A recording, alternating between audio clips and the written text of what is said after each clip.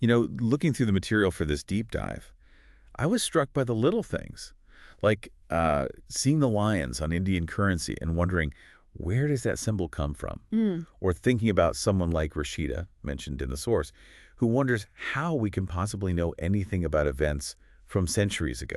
Yeah, it's a good question. That feeling, that spark of curiosity about how the world around us came to be. Well, that's exactly what we're diving into today. Welcome to the deep dive. We're taking this stack of source material, it's a fascinating textbook excerpt actually, and pulling out the most important nuggets, the surprising facts, the insights that help you understand the big picture fast. Our topic is, well, it's fast. India's ancient past, we're talking millions of years, all Yep. the way up to about 1,400 years ago, based on this source material. It's a huge sweep of time. Right. And our mission, to sort of uncover how the present world evolved, get a glimpse into the lives of the people who came before us, and figure out the detective work historians do to know any of it. What's really interesting about the material here is that it doesn't just tell the story. It also explains how we know that story. Ah, the methodology bit. Exactly. It gives us a unique perspective on learning history itself. So we're going to help you connect the dots and maybe find some surprising insights that are kind of buried in the details. Okay, let's jump right in then. First question, and maybe the most fundamental one. Why even bother studying the past? You might be sitting there thinking, why should you care about things that happened thousands, even millions of years ago? Well, the core reason the source gives is actually pretty simple but powerful. History helps us understand how the world we live in today evolved. It's the past to the present, as they put it. Precisely. Everything around us, our society, our technology, our beliefs, Yeah. it was all shaped by the generations before us. Yeah, you can almost think of history as this incredible adventure, right? This material, it sort of transports you across time and space to worlds that feel completely alien. Mm-hmm. Imagine life before fire or before farming. Or even roads. Yet people still traveled huge distances. It's quite something to picture. Definitely. And the society you inhabit, it wasn't just built overnight. It's really the result of countless daily lives, the problems people face, their discoveries, their inventions. Things accumulating over time. Exactly. Sometimes slowly, sometimes in sudden bursts, just transforming human society step by step. And the source points out that often the changes were so gradual. I mean, people living through them might not have even noticed the big picture. Sure. It's only when we look back with the benefit of hindsight that history gives us that we can see these sweeping transformations that led to, well, the modern world. And crucially, it's not just about kings and queens, is it? Not at all. The sources are really clear about this. We're looking at the lives of everyday people: hunters, farmers, craftspeople, traders, pilgrims, saints. Ordinary women, men, children. Yeah, all of them. Buildings, paintings, religions, beliefs. History is about, as the source says, everything that happens in society. So, connecting this back to you, the listener, the source suggests studying history isn't just about memorizing facts. It actually helps you develop skills, like learning to understand people living in times and circumstances completely different from your own. It kind of opens your mind, maybe helps you see the world from broader perspectives. Absolutely. So before you just dismiss it, maybe ask yourself the questions the source implies. Do I want to understand who I am, how my society works, how the world I live in functions? And if the answer is yes, Then digging into the past is, well, it's pretty essential. okay, that leads us straight to the next big question, the one Rashida was asking. How do we know any of this? How do historians reconstruct a past that's long gone? You said they're like detectives. Right, following clues. And the sources show us these clues come from, broadly speaking, two main places. First, there's archaeological finds. Okay, stuff they dig up. Exactly, the physical things that survive from the past. Stone tools, traces of ancient plants, animal bones, ornaments, pottery, buildings. Basically anything that's lasted through time. Archaeologists and historians study these tangible remains. And the second source. Written records. The material talks about two main types here: manuscripts and inscriptions. Manuscripts, so those are handwritten things, right? Yep, written by hand, often on pretty fragile materials like palm leaves or birch bark. Wow. They were usually kept safe in places like temples and monasteries.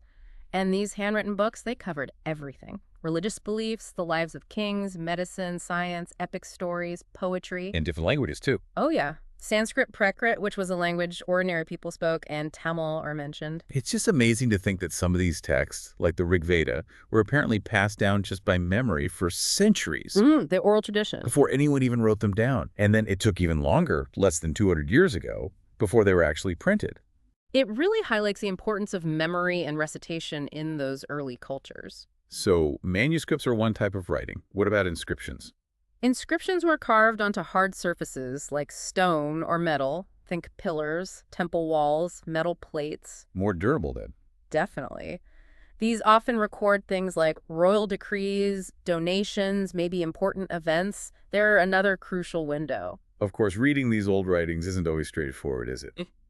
You mentioned the Sanskrit in the Rig Veda is different from modern Sanskrit. Right, languages evolve, Uh-huh. and sometimes the script itself is unknown. So how do you crack that code? It's a real detective problem. It is, and the source shares that fantastic story about the Rosetta Stone from Egypt. Ah, yes, I've heard of that. It had the same text written in 3 scripts, Greek, which scholars knew, and 2 forms of ancient Egyptian. Okay. So by comparing the Greek names of rulers to the names written inside those little oval frames cartouches in the Egyptian script, they could start figuring out which Egyptian signs stood for which sounds. Like a substitution cipher. Kind of. For instance, they figured out a lion symbol stood for L.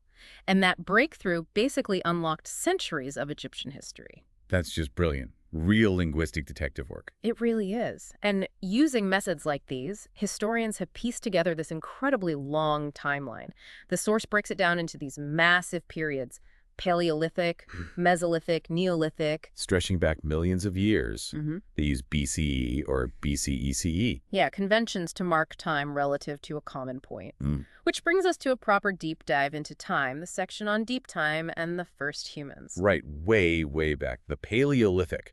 The source says that's from about 2 million years ago up to roughly 12,000 years ago. That's the stretch. Paleolithic just means Old Stone Age, which is a big clue.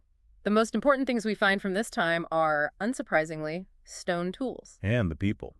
Hunter-gatherers. Yes, but the source describes them as skilled gatherers. It suggests they had deep knowledge of plants, roots, fruits. Not just grabbing whatever they saw. Probably not. And they hunted animals too, of course. Where did they live? The material points to locations often near rivers, like the Narmada Valley, where finds go back hundreds of thousands of years, or hilly areas like the Sulayman and Kurthar Ranges, the Garo Hills, places with reliable water and, crucially, good quality stone for making tools. Ah, the tools. Key to survival, I guess. How are they made? The source mentions a couple of techniques: stone on stone, basically hitting one stone with another to shape it, or pressure flaking, using something pointed to press off smaller flakes for finer shaping. And what were they used for? All sorts. Cutting meat, scraping bark or animal hides, chopping fruit and roots, making spear points or arrows, even digging and stitching clothes together using animal hides. So like ancient Swiss Army knives. Huh. Sort of, yeah. Multi-purpose. Archaeologists find places called factory sites where stone was abundant and tools were made in large numbers, and habitation-cum-factory sites where people lived and made tools, like a place called Hunsgi. Okay, and a huge moment must have been fire. Absolutely. Traces of ash found in the Kernul caves suggest people became familiar with fire during this period. The uses seem obvious now. Light, warmth. Roasting meat, which makes it easier to digest, and maybe scaring away dangerous animals. A game changer. Then, around 12,000 years ago, the source says the climate changed. Got warmer. Yes, a major environmental shift. This led to the spread of grasslands in many areas. Grasslands. Okay, so what did that mean for people? Well, grasslands supported huge numbers of grazing animals: deer, antelope, goat, sheep, cattle. More food on the hoof. Exactly. And hunter-gatherers started following these herds, really learning their breeding seasons, their movements. The source suggests this close observation might have sparked the idea of, actually herding them, taming them. Makes sense. Fishing also became more important in many areas, and those grasslands included wild grain-bearing grasses, ancestors of wheat, barley, rice. People started collecting these. Which could lead to the idea of planting them deliberately. Right. Farming. Precisely. The seeds of agriculture were sown, you might say. We also get glimpses of their world through art, right? Rock paintings. Yes, found in caves, like in Madhya Pradesh and southern Uttar Pradesh. They often show wild animals, sometimes drawn with amazing accuracy and skill. The source mentions similar famous ones in France, much older. What were they for? Rituals. Magic. Stories. We can only speculate, really. Maybe hunting magic, maybe recording events, maybe just art for its own sake. We don't know for sure. Another thing we don't know for sure. Yeah. Who did what? Men hunted, women gathered, or was it shared? The source is careful here. It says we don't definitively know. It suggests possibilities. Maybe men and women both hunted and gathered. Maybe tasks were divided. Maybe it varied from place to place. The evidence isn't clear on gender roles that far back. Okay, now here's a detail that blew my mind from the source. Ostriches in India. Isn't that amazing? Yeah. Yes, during the Paleolithic period, they found ostrich eggshells at a site called Patna in Maharashtra. Wow. And some of these shells were even engraved or made into beads. It just paints such a different picture of the wildlife back then. Totally. Okay, so things are changing, grasslands are spreading. What comes next? Yep. Well, this sets the stage for the next huge transformation, starting around 10,000 years ago, the beginning of the Neolithic period or New Stone Age. This is when farming and herding really take off. Right, the agricultural revolution. But it wasn't like flipping a switch, was it? No, definitely not. The source describes it as a gradual process. People started observing plants more closely how seeds sprouted when they ripened. This led them to start looking after plants, protecting them from animals, essentially becoming farmers. And with animals. Similar process. Maybe attracting tamer animals by leaving food near camps. The first animal domesticated was likely the wild ancestor of the dog. Then later, sheep, goat, cattle, pigs, animals that were relatively gentle. This whole process of taming plants and animals is called domestication. Okay, domestication. Mhm. And the big consequence of this. A completely new way of life, as the source puts it. The most significant change was settling down. Because you have to tend your crops. Exactly. You have to stay in one place for a long time, planting, watering, weeding, harvesting. This sedentary lifestyle led to other needs, like storage. Ah, right. You harvest all this grain, you can't eat it all at once. So people started making large clay pots or weaving baskets or even digging storage pits in the ground to keep grain safe and dry, ready for food or for seed for the next planting. And animals were also a form of storage. In a way, yes. They multiply naturally, provide a steady supply of milk, and can be used for meat when needed, so they act like a living store of food. So how do archaeologists find evidence of these early farmers and herders? What are the clues? Key evidence includes traces of burnt grain, either accidentally burned or maybe deliberately charred for some reason. Scientists can identify the species of grain. So you know what they were growing. Exactly. And they find animal bones, which again can be identified to show which animals were being kept or hunted. The source points to specific sites on maps where this evidence has been found. Can you give some examples? Sure. Mirgar in present-day Pakistan is a really important early site. There's evidence of wheat and barley being grown, and bones of sheep, goat, and cattle from very early levels. And signs of settled life. Yes, remains of square or rectangular houses have been found there, some with compartments that might have been used for storage. And the burials are interesting, too. How so? Well, several burial sites have been found where people were buried with grave goods. In one instance, a person was buried with several goats. Goats? Why? The thinking is, perhaps they were meant as food in the next world. It suggests some belief about an afterlife. Fascinating. Are there other sites mentioned? Oh, yes. The source lists several across the subcontinent showing regional variations. Koldahwa and Mahagara in Uttar Pradesh have evidence of rice and even cattle hoof marks imprinted in clay. Rice that early. Mm-hmm. And places like Burzahom in Kashmir show wheat and lentils, plus evidence of pit dwellings, houses dug into the ground. Chiran in Bihar, Halar, and Payamali further south.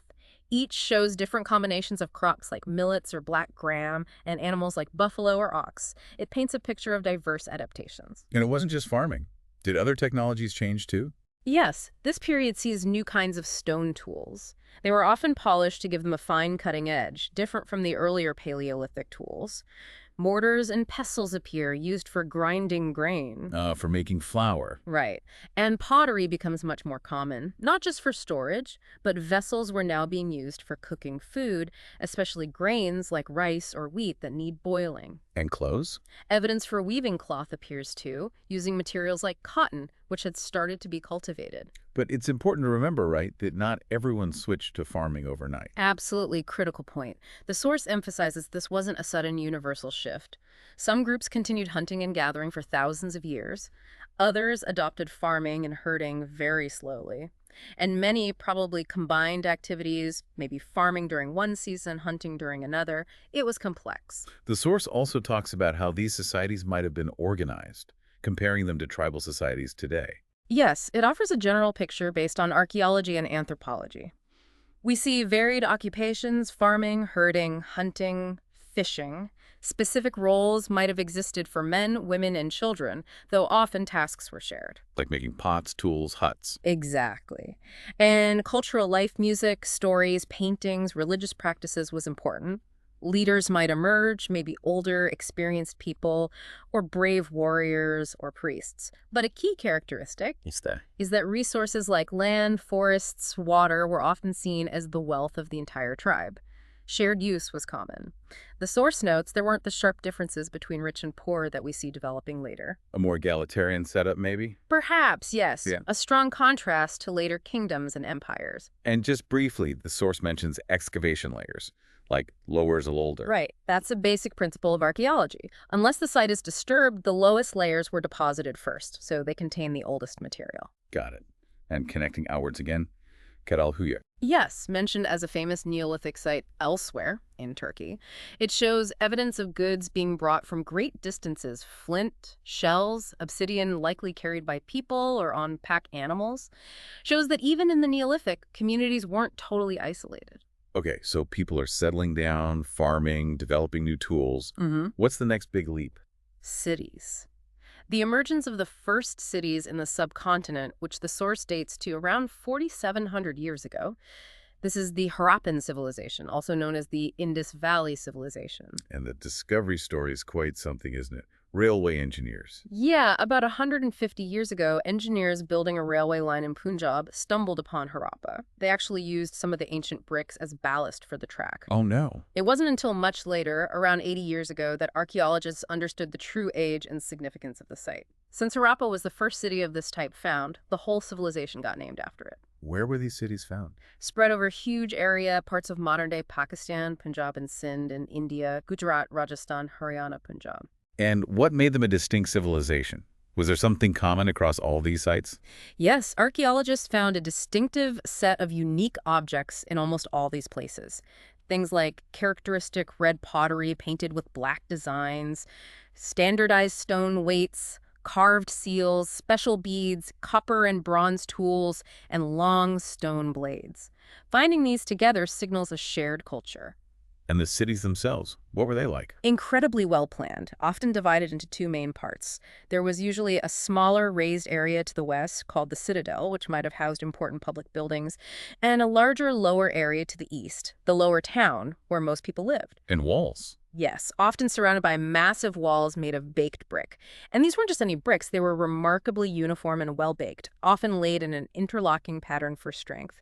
Really sophisticated construction. Any famous buildings mentioned? Definitely. The Great Bath at Mohenjo-Daro is probably the most famous, a large public water tank, beautifully constructed. Fire altars found at sites like Kalabangan and Lothal suggest some kind of ritual or sacrificial practices. And large buildings identified as storehouses or granaries have been found in several cities. What about where people lived? The houses. The residential areas in the lower town show houses typically built around a courtyard, often 1 or 2 stories high. Many had separate bathing areas, and some even had their own wells. And the drains, you mentioned those earlier. Yes, the drainage system is one of the most remarkable features. Covered drains ran along the streets, built with a gentle slope so water could flow. They were connected to drains from the houses and had inspection holes for cleaning. And crucially, they were planned with the houses and streets. Exactly. It implies a high degree of centralized planning and civic organization. The source even asks you to compare this with drainage in your own neighborhood. It was that impressive for its time. Life in the city must have been buzzing. Who lived there? What did they do? The source paints a picture of a very busy place. There were probably rulers who planned the construction, maybe organized expeditions for resources, and perhaps kept the most valuable objects like ornaments or seals. Scribes, too, since they had writing. Yes, scribes who knew how to write, preparing the seals, and maybe other documents that haven't survived, and lots of craftspersons. Making what? All sorts of things. Working with stone, shell, metal, copper, and bronze were used for tools, weapons, ornaments, and vessels.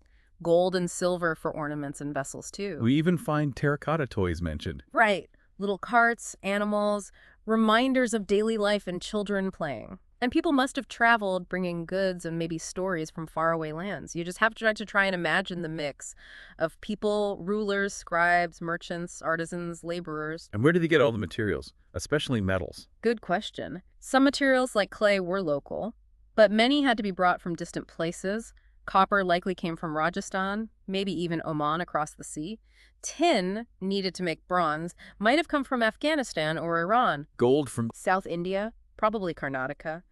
Precious stones from Gujarat, Iran, Afghanistan.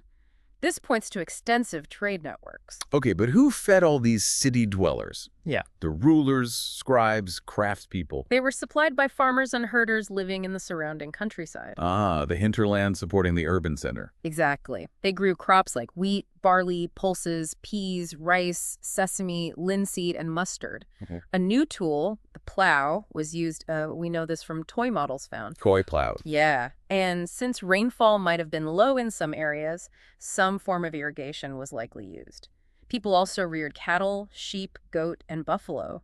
They might have moved herds to find pasture, especially in dry seasons, and they still collected wild foods like berries, fished, and hunted. The source gives a closer look at a couple of specific towns, doesn't it? Dholavira. Yes, Dholavira in the Rann of Kutch, Gujarat. It was unusual because it was divided into 3 parts, not 2, and had massive stone walls and impressive gateways. There was a large open area maybe used for public ceremonies. And that unique script find. Right. Large letters of the Harappan script carved onto white stone and perhaps inlaid in wood. Much bigger than the tiny script on seals. A really unique discovery. And Lothal. Lothal, also in Gujarat, was likely a coastal settlement near the Gulf of Combat. It had what archaeologists believe was a dockyard, a large basin that might have been connected to the river, where boats could load and unload goods. So definitely involved in trade. Yes, and it also had a storehouse. Seals and sealings were found there too. The source explains how sealings worked, pressing a seal onto wet clay attached to a package. Like a security tag. Exactly. If the seal impression, the sealing was intact when it arrived, the buyer knew the goods hadn't been opened or tampered with during the journey. Proof of safe arrival. Okay, so these cities thrived for centuries. Yeah. But then what happened? The mystery of the end. Yeah, it's a major puzzle. Around 3,900 years ago, something significant changed. People started abandoning many of the cities. What were the signs? Writing, seals, and the standard weights fell out of use. Raw materials brought from long distances became rare. In some cities, like Mohenjo-daro, there's evidence of declined garbage piling up in the streets, drainage systems breaking down, less impressive houses being built, sometimes even over old streets. So, what caused it? Climate change? Floods? Invasion? Disease? The source is quite clear. The exact reasons are unknown. Maybe rulers lost control, maybe environmental factors played a big role, maybe a combination of things. We don't have a definitive answer from this material. But the effect was clear. Very clear. Cities in the west, in Sindh and Punjab, were largely abandoned. People seem to have moved eastwards and southwards into new areas. And it would be a long time, the source says, about 1,400 years before new cities emerged in the subcontinent. A major chapter closed. Yeah, quite a mystery. So while the cities declined, other things were happening, right? You mentioned texts earlier. Exactly. While archaeology tells us about the Harappans, other sources, primarily written texts and different burial practices, give us insights into other groups in later periods. This brings us to the Vedas.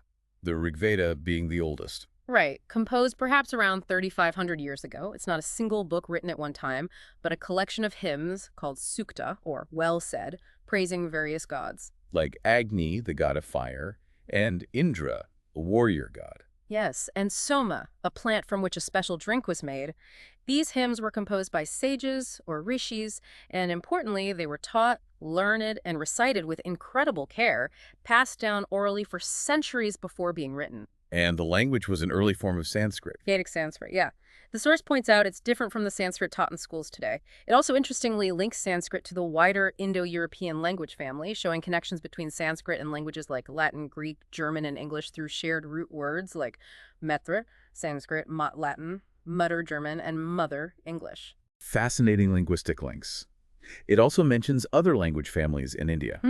Tibeto-Burman, Dravidian, like Tamil, Telugu, and Austroasiatic, spoken in Parkand and parts of central India, shows the linguistic diversity of the subcontinent from early times. Okay, so we had the Vedas emerging. What about burials in this later period? Anything different from the Harappans? Yes, a very different practice appears around 3,000 years ago, particularly in the Deccan, South India, the Northeast, and Kashmir. This is the era of megaliths. Meaning big stones. Exactly. These sites are marked by huge stones, sometimes arranged in circles around the burial spot, sometimes a single large stone standing guard or boulders placed on the surface.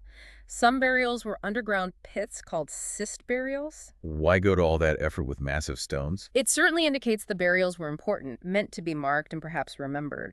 Building them would have required significant community effort. What do they find inside these megalithic burials? Some common features emerge. A distinctive type of pottery known as black and red ware is often found. And importantly, Tools and weapons made of iron. Axes, daggers. This clearly marks the Iron Age in these regions, a contrast to the Bronze Age Harappans. iron. Okay. Anything else? Skeletons of horses, horse equipment, and ornaments made of stone and gold are also sometimes found. Does what's in the graves tell us about the society? Yes, archaeologists think so. The source explains that variations in grave goods can suggest social differences. Some graves have only a few pots, while others contain many objects, including valuable items like gold beads or iron weapons. Like the Brahmagiri example. Right, where one skeleton was found with 33 gold beads, stone beads, and copper bangles, while others had only pots. This suggests some people had higher status or were wealthier than others, perhaps chiefs versus followers or rich versus poor. Another site mentioned is Inamgaon. Yes, near Poon, on the River God.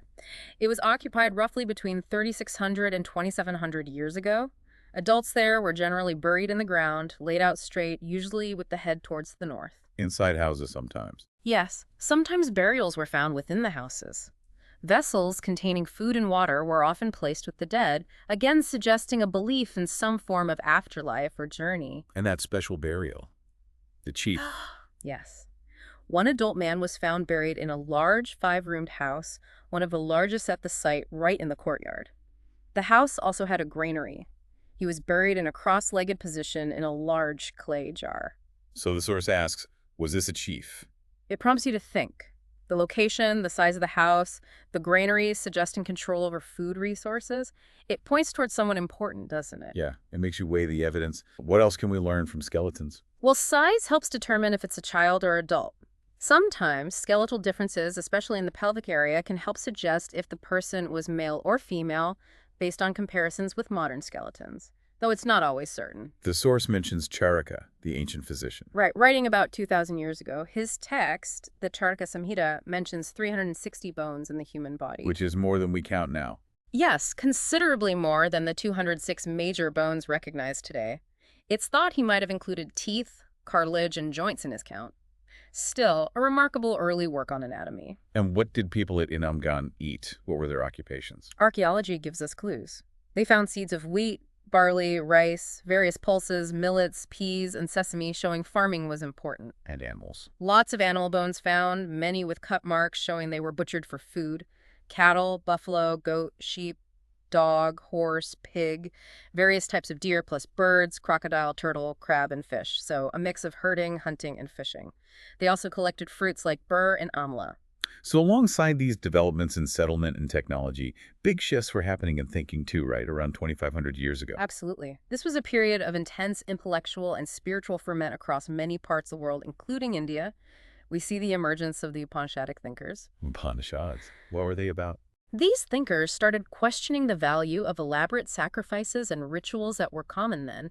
They wanted to explore deeper questions about reality, about life after death, about the nature of the individual soul, Atman, and the universal soul, Brahman. And these ideas are in the Upanishads. Yes, the Upanishads are texts that record these philosophical discussions, often presented as dialogues between teachers and students. The word Upanishad literally means approaching and sitting near. Who were these thinkers? Just kings and priests? Mostly men, often Brahmins and Rajas, but not exclusively. The source mentions Gargi, a woman known for her learning who participated in debates, and Satyakama Jabala, who came from a poor background but was accepted as a student by a Brahmin teacher because of his deep desire for truth. So the quest for knowledge wasn't entirely closed off. That story about the wise beggar is quite striking. It is. From the Chandogya Upanishad, 2 sages are about to eat. A beggar asks for food, they refuse. He then asks them which god they worship. They say the universal soul, Brahman. He replies, it means that you know that the Brahman fills the entire world. The Brahman is also in me. By denying me food, you are actually denying food to the Brahman. Powerful argument. Makes you think. It really does. Shows the philosophical depth and the application of these ideas to life. This was also the time of Panini, the grammarian. Yes, around the same period, maybe 2,500 years ago, Panini composed an incredibly detailed grammar for Sanskrit. He laid out the rules for vowels and consonants in a special order, and then used these to create formula, almost like algebra, to describe the rules of the language. A truly remarkable intellectual achievement. And then the really big names emerge, Mahavira and Buddha. Exactly. Two of the most influential thinkers of this era, whose teachings led to the founding of Jainism and Buddhism, respectively. Both were princes who left comfortable lives. Yes, both came from Kshatriya backgrounds, belonging to small ganas, or sanghas, republican states, different from the religious sangha. They left their homes around the age of 30 to wander and seek enlightenment. What were Mahavira's main teachings? Mahavira, associated with Jainism, taught that people seeking truth must leave their homes. He emphasized following rules of ahimsa, nonviolence, very strictly. He also stressed living a simple life, being absolutely honest, not stealing, and observing celibacy. For men following him, it eventually meant giving up everything, including clothes. His followers became known as Jainas, meaning followers of the Jina, or conqueror, one who conquers inner desires. And the Buddha. Siddhartha Gautama, known as the Buddha, or the Enlightened One, his core teaching revolved around understanding suffering, dukkha. He taught that suffering is caused by our cravings and desires. Which can never be fully satisfied. Right. He taught that this constant wanting leads to unhappiness. But he also taught that we can overcome suffering by following a middle path, avoiding extremes of indulgence and self-denial. He advocated moderation, kindness, respect for all life, and mindfulness. He also taught about karma, how our actions affect us in this life and the next. The story of Kisa Gotami is included. Yes, a very moving story. Her son dies, she's overcome with grief, and asks the Buddha to bring him back. He tells her he will, but first she must bring him a handful of mustard seeds from a house where no one has ever died. Impossible, of course. Exactly. She goes from house to house, but everywhere she finds, someone has lost a loved one. She finally realizes death is universal, inevitable. The Buddha used this to gently teach her about the nature of life and death. Both Mahavira and Buddha attracted followers who left home. What is that community called? The Sangha, an association for those who left home to meditate and follow the path. The rules for the Buddhist Sangha were written down in a book called the Vinaya Pitaka. Who could join? Men could join initially, women needed permission, and eventually separate orders for nuns, bhikkhunis, were established. Children needed parental permission, slaves needed their masters, debtors their creditors, royal workers the kings. But beyond that, people from all walks of life joined Brahmins, Kshatriyas, merchants, laborers, barbers, courtesans, slaves. The diverse group. Very diverse. Yeah. They led simple lives, spent most of their time meditating, and went into cities and villages to beg for food once a day. Hence the names bhikkhu, beggar monk, and bhikkhuni, beggar nun. They taught others and held meetings. And you mentioned the Sangha is different from the political Ganasangha. Yes, the source clarifies that. The political Ganasangha referred to those republican states like the Vajis, ruled by assemblies of rajas, which we'll touch on later. The religious Sangha was the community of monks and nuns. Same word, different context. As these Sanghas grew, they couldn't just wander all the time, especially during the rains. Right. The need arose for more permanent shelters. Initially, maybe temporary shelters in gardens or natural caves, but later, permanent monasteries known as viharas were built. What were they made of? Early ones might have been wood, then brick. Many were also elaborately carved out of rock, especially in the hills of western India, like the famous Karl Caves. You paid for these? Often, the land was donated by rich merchants, landowners, or kings.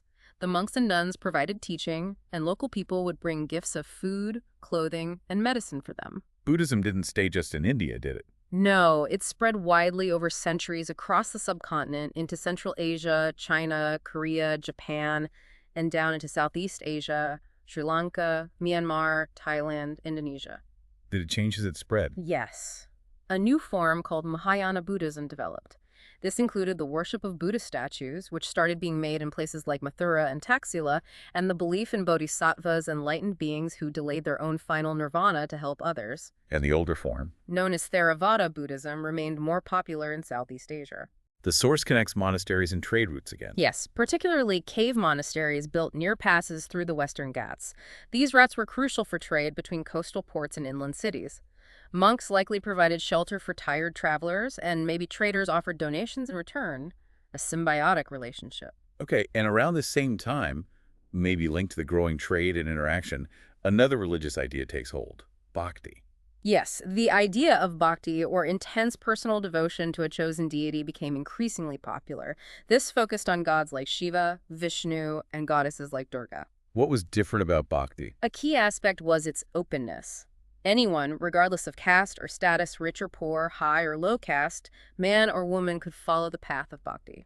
It emphasized devotion and love for the deity rather than complex rituals or knowledge. Images became important. Yes, deities were often represented in images which became central objects of worship.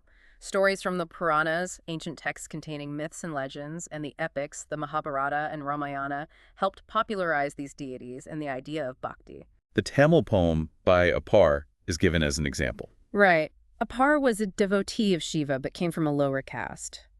His poem powerfully expresses that devotion transcends social status.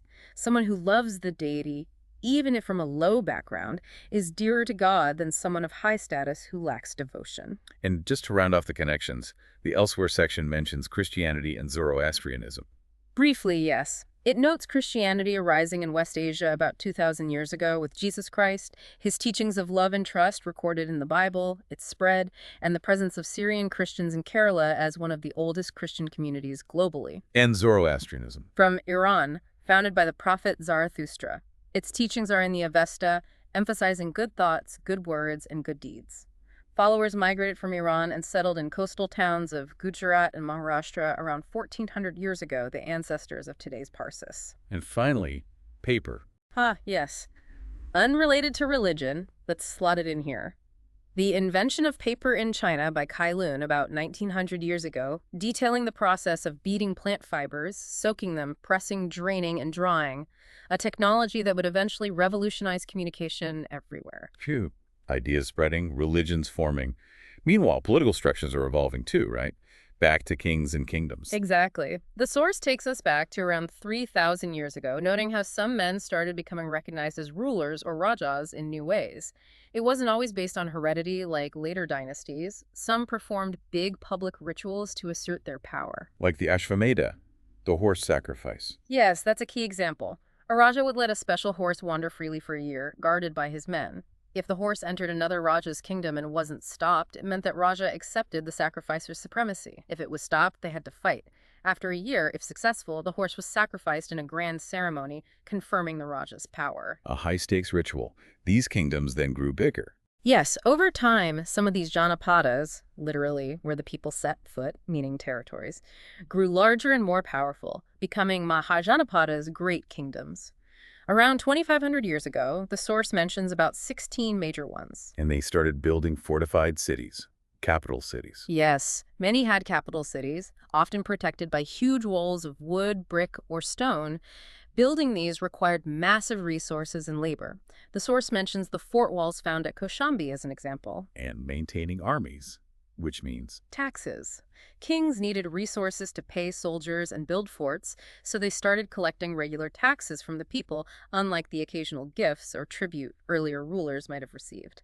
Farmers paid a share of their produce, craftspeople paid in kind or labor, herders gave animals, traders paid on goods, and hunter-gatherers provided forest produce. big changes in agriculture helped support this. Definitely. Two key changes around 2,500 years ago boosted food production. First, the increasing use of the iron plowshare. Better than wood for heavy soil. Much better. It allowed more land to be brought under cultivation. Second was the technique of transplanting paddy. Instead of scattering seed. Right. Seedlings are grown in nurseries and then planted out in the fields. This leads to much higher rice yields, though it's very labor-intensive work, often done by slaves, landless laborers, kamakaras, or women. And irrigation. Also crucial for increasing production, especially as populations grew and taxes were demanded. Kings and communities built canals, wells, tanks, and artificial lakes. Which kingdom became particularly powerful? Magadha, in modern-day Bihar, emerged as the most powerful Mahajanapada over a couple of centuries, roughly 2,500 to 2,300 years ago. Why Magadha? What advantages did it have? Geography played a huge role. Its territory included fertile land watered by rivers like the Ganga and Sun, which were also vital for transport and water supply. Parts of Magadha were forested, providing timber for building and elephants for the army. Elephants were key in ancient warfare. Absolutely. And importantly, the region had accessible iron ore mines, essential for making strong tools and weapons. And strong rulers. Yes, powerful and ambitious rulers like Bimbisara, Ajatasattu, and later Mahapadmananda expanded Magadha's control. Its capital shifted from Rajagriha, present-day Rajgir, to the strategic location of Pataliputra, modern Patna. The source mentions Alexander the Great's invasion around this time. Briefly, yes. Around 2,300 years ago, Alexander conquered parts of West Asia and reached the northwestern subcontinent. But when he wanted to march further east, his soldiers refused. Why? According to the source, they were wary. They had heard stories about the powerful armies of the rulers of northern India, infantry, chariots, and especially war elephants. So Alexander turned back from the river bees. And shortly after Alexander left, a new empire arises. Yes, the Mauryan Empire, founded by Chandragupta Maurya just over 2,300 years ago, possibly inspired or aided by the political thinker Chanakya, also known as Kautilya, whose ideas are supposedly reflected in the book Arthashastra. And this is a dynasty, father to son. Yes. Chandragupta was succeeded by his son Bindusara, and then Bindusara's son, Ashoka, became perhaps the most famous Mauryan ruler. How big was the empire? It was vast, stretching from the northwest frontiers down into parts of South India, excluding the very southern tip and some eastern regions. The capital was Pataliputra, with other major provincial capitals like Taxila in the northwest and Ujjain in central India, controlling key trade routes. How did they manage such a huge area? The administration was complex. The area around the capital, Pataliputra, was under the emperor's direct control, with officials appointed to collect taxes from farmers, herders, craftspeople, and traders. What about the rest? Other areas were divided into provinces, often ruled by governors who were royal princes sent from the capital. They likely followed local customs but were overseen by the emperor. Then there were vast areas between these main centers, where the Mauryans focused on controlling roads and rivers, vital for transport, and collecting whatever resources were available as tax and tribute. Tribute being different from regular tax. Yes, tribute was collected more irregularly whenever possible from people in forested or less controlled regions. The Arthashastra mentions things like blankets from the northwest and gold and precious stones from South India being collected. Megasthenes, the Greek ambassador. His account sounds amazing. The emperor's life. It does paint a picture of immense power and also paranoia. He describes grand royal processions with the emperor carried in a golden palanquin, guards on elephants adorned with gold and silver. Some guards were armed women. Armed women guards. Yes. And he notes the emperor apparently feared assassination so much that he had special servants taste his food and reportedly never slept in the same bedroom 2 nights in a row. Wow. Life at the top. Indeed. But the Mauryan ruler who stands out most is Ashoka. The source calls him unique. Why unique? Well, he's considered one of the greatest rulers in world history, partly because after a brutal war, he renounced violence, and he was the first major ruler to try and communicate his ideas directly to his people through inscriptions. The Ashokan edicts. Mm. On rocks and pillars. Exactly. These inscriptions, found all over the empire, were mostly written in Prakrit, the language of ordinary people, using the Brahmi script, though in the northwest, some were in Greek and Aramaic. What prompted his change of heart? The Kalinga War. Yes. Kalinga, coastal Orissa, was the only major kingdom Ashoka conquered after becoming emperor. The inscription describing the war speaks of horrific violence, death, and suffering. Ashoka was apparently filled with remorse. And this led him To abandon the policy of physical conquest, Digvijaya, and adopt a policy of conquest through righteousness or duty, Dhammavijaya, he embraced and promoted Dhamma. What exactly was Dhamma? Was it Buddhism? It was inspired by Buddhist teachings, but Dhamma, as Ashoka promoted it, wasn't a specific religion. It was more a moral code, a way of living. It included principles like being gentle with slaves and servants, respecting elders, treating all creatures with compassion, giving gifts to Brahmins and monks, and respecting religions other than one's own. Tolerance was key. Why did he feel the need to teach this? Were there problems in the empire? The source suggests yes. His vast empire included people of different religions, cultures, and practices. This sometimes led to conflict. People performed sacrifices, sometimes treated slaves and servants badly, and quarreled within families and communities. Ashoka saw Dhamma as a way to solve these problems and create a more harmonious society. How did he spread the message? Just the inscriptions? No, he also appointed special officials called the Dhamma Mahamata. Their job was to travel around the empire, teaching people about Dhamma.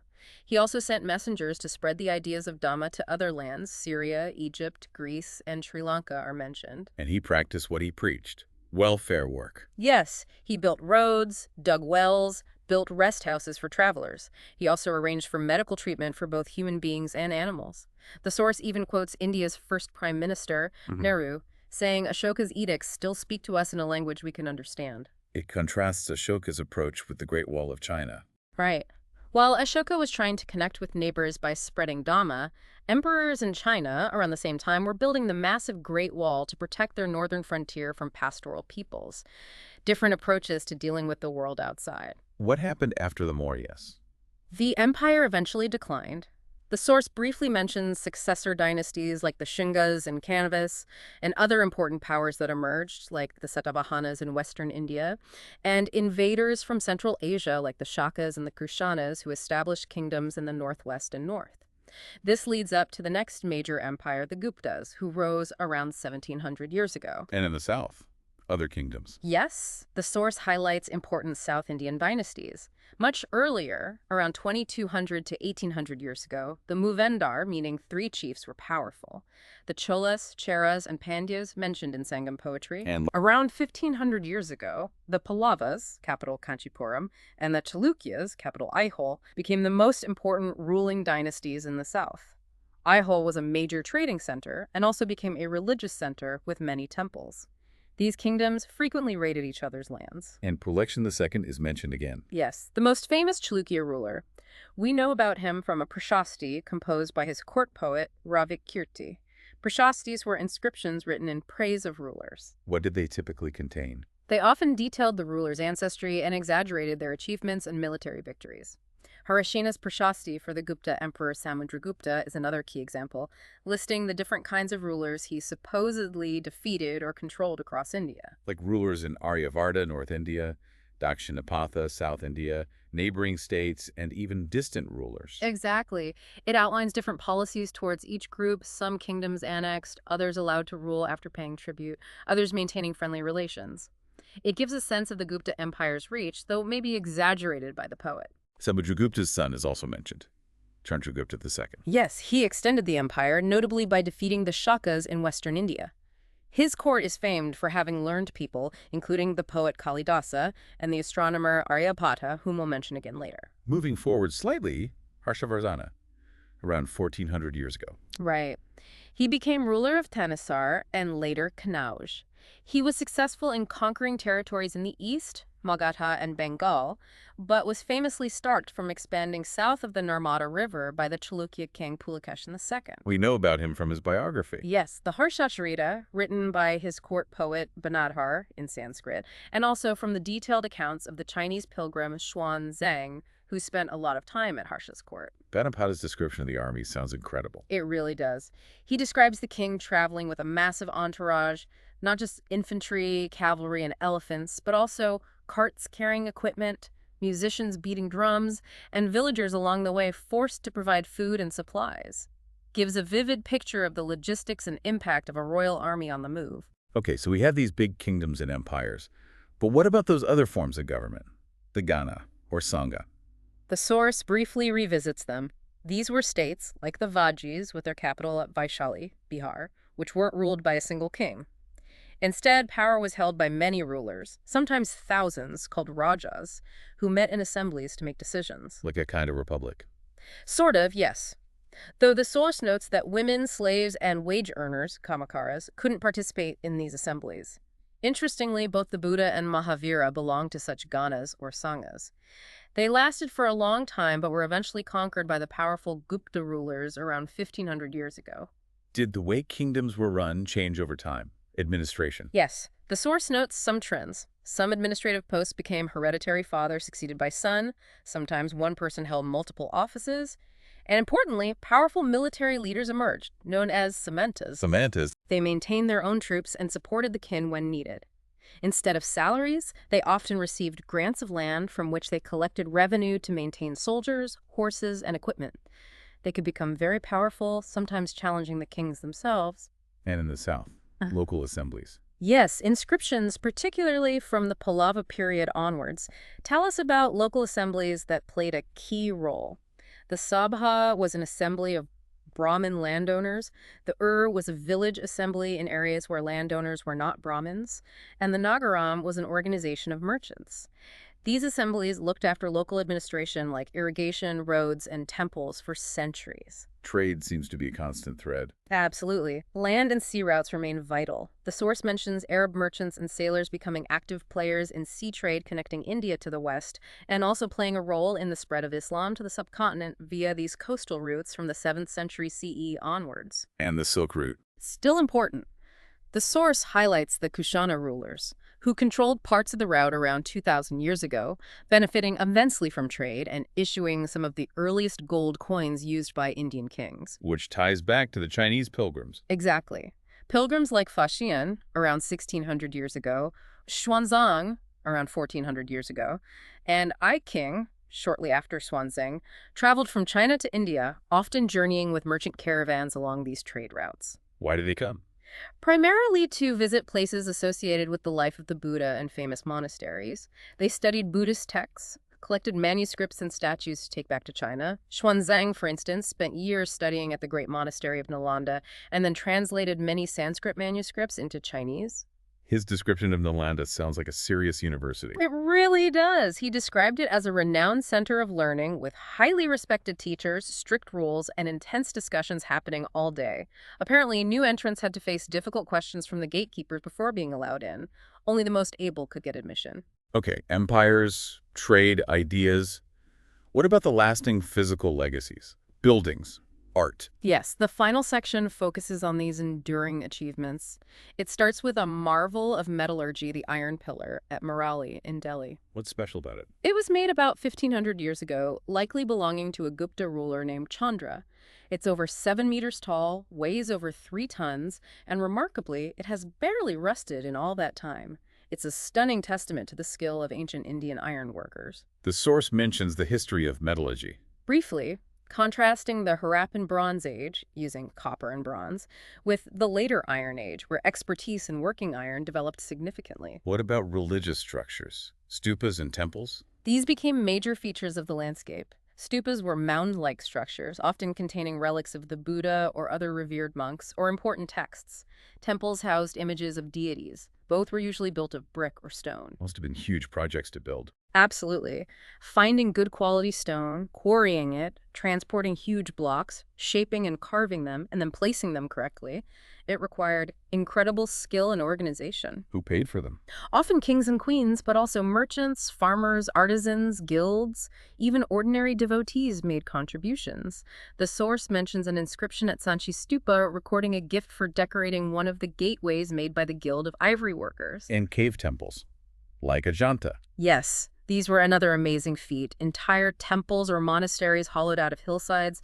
The source notes how difficult this must have been, often requiring sculptors to work from the top downwards. Ajanta is also famous for its paintings, right? World famous. These paintings, found inside the caves, date back over 1,400 years. They adorn the walls and ceilings. How were they made? The colors, made from plants and minerals, were applied onto plaster spread on the cave walls. They are incredibly vibrant even today.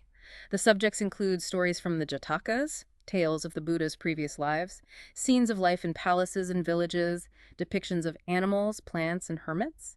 They offer a vivid window into that world. And literature, books. A golden age for literature, too.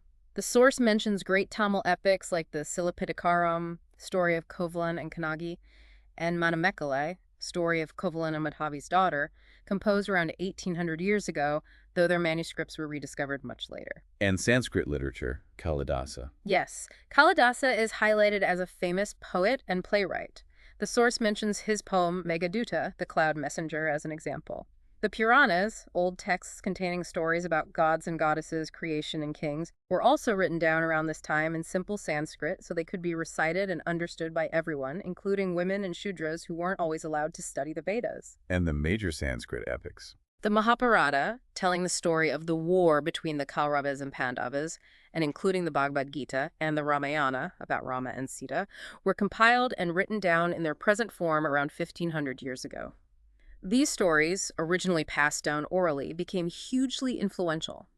Hastinapur, near Meerut, is mentioned as the capital city in the Mahabharata story. It wasn't just elite literature, though. Ordinary people told stories, too. Absolutely. The source makes a point of mentioning that ordinary people told stories, composed poems and songs, sang, danced, and performed plays. While many of these weren't written down, some were collected, like the stories in the Jatakas and the Panchatantra, which were written down around this time. And these folk tales often show up in art. Yes, scenes from these stories are frequently depicted on the railings of stupas and in paintings like those at Ajanta. The source shares the example of the story of the Monkey King from the Jatakas, who saved his followers by making a bridge of his own body across a river. Finally, science. Aryabhata again. Yes, Aryabhata, the mathematician and astronomer working around 1500 years ago, he wrote a book in Sanskrit called the Aryabhatiyam. In it, he correctly stated that day and night are caused by the Earth rotating on its axis, and he worked out a remarkably accurate calculation for the circumference of the Earth. He also developed the decimal system, 0. The source credits Indian mathematicians with developing the system of numerals we use today, including the crucial concept of zero and the decimal place value system. This system was later adopted by Arabs and then spread to Europe. And Ayurveda, the traditional Indian system of medicine, also continued to be practiced and developed during this period. And just one last elsewhere connection on paper. Right, reinforcing the point about paper being invented in China around 1900 years ago, and the technique gradually spreading westwards over centuries. Wow. Okay. We have just taken an absolutely massive deep dive, haven't we? Spanning millions of years. From the very first stone tools. Right up to great empires, complex philosophies, enduring art forms, stuff that still influences us today. It's an incredible scope, and what the sources really show us, I think, is not just how different life was, but also the constant human capacity for, well, ingenuity, resilience, and that ongoing search for meaning across all those millennia. Yeah, and we started by asking Rashida's question, how could we possibly know any of this? And this journey just really shows the power of archaeology and history, doesn't it? How they work like detectives, piecing together these stories from fragments, a stone tool, a potsherd, an inscription, a bit of burnt grain, a painting on a cave wall. Exactly. Each piece is a clue. And remember, these aren't just abstract facts buried in the past. No. These are the deep roots of the society you live in today. So many of the ideas, the practices, even some of the places we've discussed, they still echo or physically exist around us. Okay, so here's a final thought for you, the listener, to ponder, drawn right from the fascinating variety in this material we've looked at. Think about all the different ways power and leadership were organized across these ancient pasts. You had the Rigvedic Rajas, maybe chosen by the people, then the Mahajanapada kings using big sacrifices to show their power. You had those multi-ruler assemblies in the Sanghas. You had Ashoka's completely unique approach with Dhamma and inscriptions. And then the big hereditary dynasties. It's quite a range. It really is. So the question to think about is, what does this incredible variety in how societies chose, required, or structured their leadership tell us about that enduring human challenge of, well, how we organize ourselves? Something to mull over.